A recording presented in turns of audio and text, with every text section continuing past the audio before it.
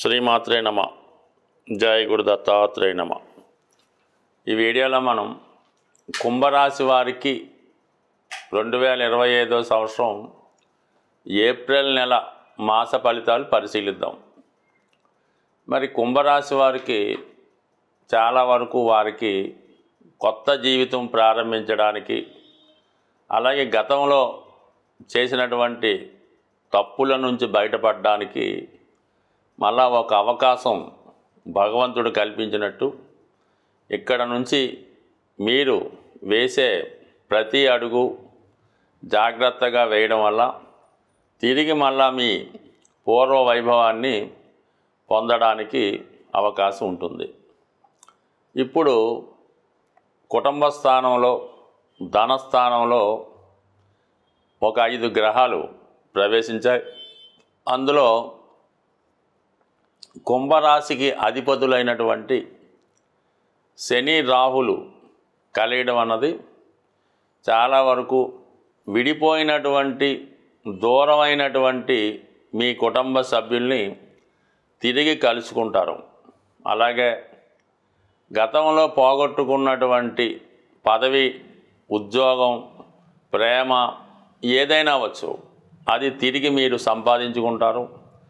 అలాగే మీకు వృత్తిలో చాలా గొప్ప గుర్తింపు రావడం జరుగుతుంది. ఎందుకంటే అటు మీరు సినిమా రంగంలో ఉన్నా, టీవీ రంగంలో ఉన్నా, ఏ వృత్తిలో ఉండడం వండి అనూహ్యంగా మీకు మంచి గుర్తింపు రావడం జరుగుతుంది. పోగొట్టుకున్న కస్టమర్స్ కానీ ఏదైనా తిరిగి మళ్ళీ పొందుతారు. మళ్ళీ జీవితంలో వృత్తిలో చాలా బిజీ అవ్వడం జరుగుతూ ఉంటుంది. అలాగే మనీ రొటేషన్ కూడా బాగా పెరగడం వల్ల మరి కుటుంబ సభ్యులంతా కూడా చాలా ఆనందంగా, సంతోషంగా ఉంటారు. దాంతో మీరు కూడా హ్యాపీగానే ఉంటారు.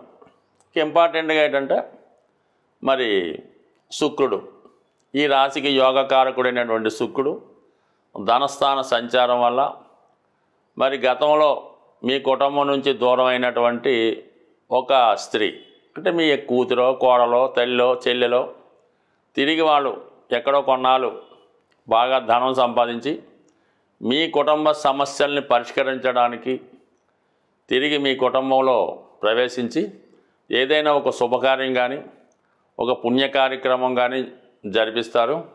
అలాగే మీ యొక్క శాశ్వతంగా మీకు ఏదైనా ఆదాయం రావడానికో, ఒక స్థిర నివాసం ఏర్పడడానికో కొన్ని ఏర్పాట్లు కూడా చేయడం జరుగుతుంది. ఈ సందర్భాన్ని పురస్కరించుకొని మీరు ఏదో ఒక ఫంక్షనో, పార్టీయో, గెట్ టుగెదరో ఏర్పాటు చేస్తారు. దాని కొరకు చాలామందిని అతిథులు ఆహ్వానిస్తారు. చాలా బ్రహ్మాండంగా ఈ నెలలో ఏదో ఒక టైంలో జరుగుతుంది. దాని తర్వాత ఏంటంటే ఏదైనా గృహ నిర్మాణం, కొత్త గృహం కొనడం, గృహప్రవేశం లాంటిది కూడా ఈ నెలలో జరిగే అవకాశం ఉంది.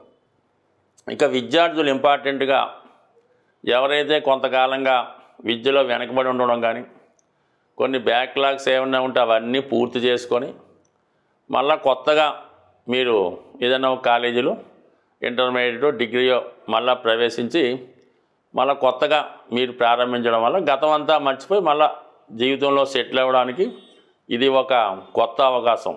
అంటే ఈ శని ప్రభావం ఏంటంటే 3 రకాలుగా విభజిస్తూ ఉంటారు. ఎర్లీ ఏజ్లో అంటే స్టూడెంట్ లైఫ్లో ఉన్న వాళ్ళకి ఈ విధంగా మళ్ళీ విద్యా అవకాశాలు, మిడిల్ ఏజ్లో ఉన్న వాళ్ళకి పోగొట్టుకున్న వ్యాపారం, ఉద్యోగం తిరిగి రావడం జరుగుతుంది. ఇక ఓల్డ్ ఏజ్లో ఉన్న వాళ్ళకి ఏంటంటే మరి వారి జీవనోపాధి, వాళ్ళ యొక్క ఆరోగ్యం, దూరమైన బంధువులు దగ్గర అవ్వడం, ఒక పిల్లలు దూరంగా ఉంటే దగ్గర అవ్వడం, ఈ విధంగా మళ్ళీ మీకు ఒక అవకాశాన్ని ఇవ్వడం జరుగుతుంది. అంటే ఇది పూర్తిగా ఏలినాటి శని అయిపోయినట్టు కాదు మీకు. అంటే మళ్ళీ ఒకసారి ఏదంటే ఒకసారి రివ్యూ జరుగుతుంటుంది అన్నమాట. 5 సంవత్సరాలు బట్టి ఇబ్బంది పెట్టిన తర్వాత మీరు ఎంతవరకు దీన్ని ఫుల్ఫిల్ చేశారు, ఇంకా ఏమైనా మారారా, ఇంకా ఏమైనా అదే ధోరణిలో ఉన్నారా అని ఒక రివ్యూ టెస్టింగ్ ఉంటుంది. ఇందులో మీరు పాస్ అవుతే ఇంక రాబోయే 2.5 సంవత్సరాలు చాలా హ్యాపీగా ఉంటుంది. మీ మళ్ళీ అదే ధోరణిలో ఉన్నామండి, అదే పేకాట, అదే చదువు, అదే ఇది అనుకుంటే తిరిగి మళ్ళీ 2.5 సంవత్సరాలు కూడా ఉన్నదంతా ఊడ్చివేయడం జరుగుతూ ఉంటుంది. ఇది ఒక అవకాశంగా భావిస్తే మంచిది.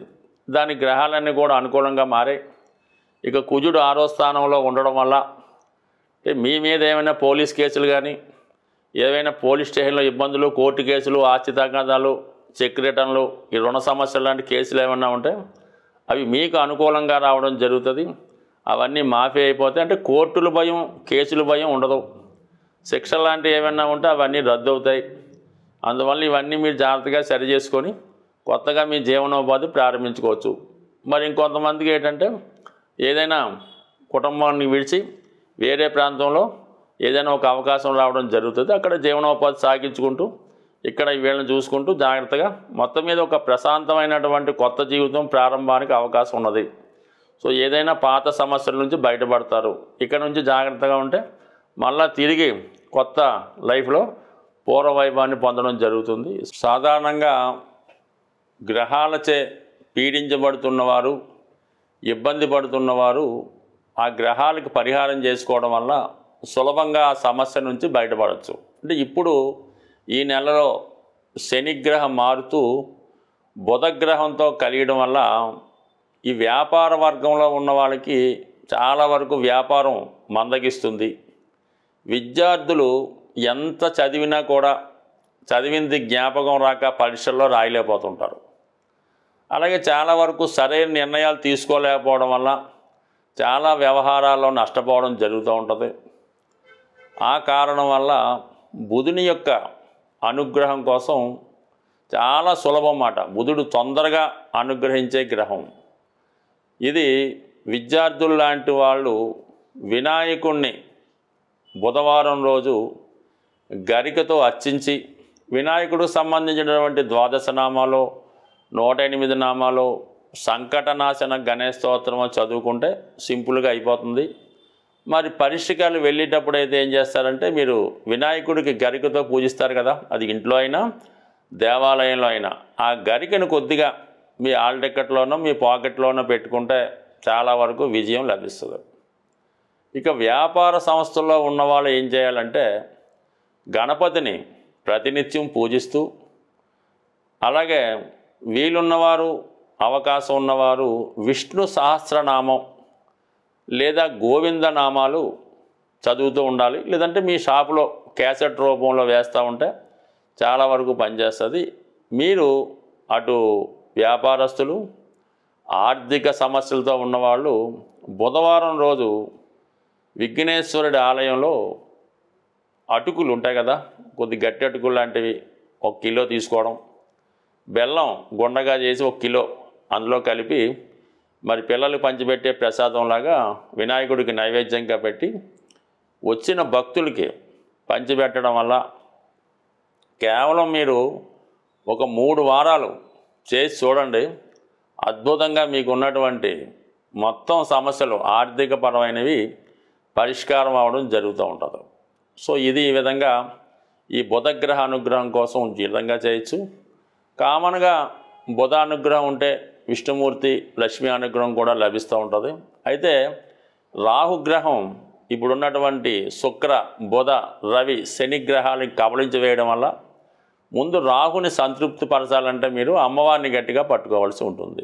ఏదో ఒక వారం ఏదన్నా అమ్మవారి ఆలయంలో దర్శించి అమ్మవారికి శక్తి ఉన్నవారు ఒక నిమ్మకాయల దండ వేయండి, లేనివారు ఒక 4 నిమ్మకాయలు అమ్మవారి ఆలయంలో ఇవ్వడం వల్ల అమ్మవారి యొక్క అనుగ్రహం దొరికిందంటే ఇంకా ఆటోమేటిక్గా మొత్తం అంతా కూడా సమస్య పరిష్కారం అవుతూ ఉంటుంది. ఇవన్నీ చేయలేని వారు మరి శనిగ్రహ అనుగ్రహం కోసం ఓం నమశివాయ అనే శివ పంచాక్షరీయ నామాన్ని ప్రతిరోజు 1008 సార్లు మీరు ఏ విధంగా ఉన్నా మనసులో చేసుకోండి. అన్ని సమస్యల నుంచి బయటపడతారు. స్వస్తి.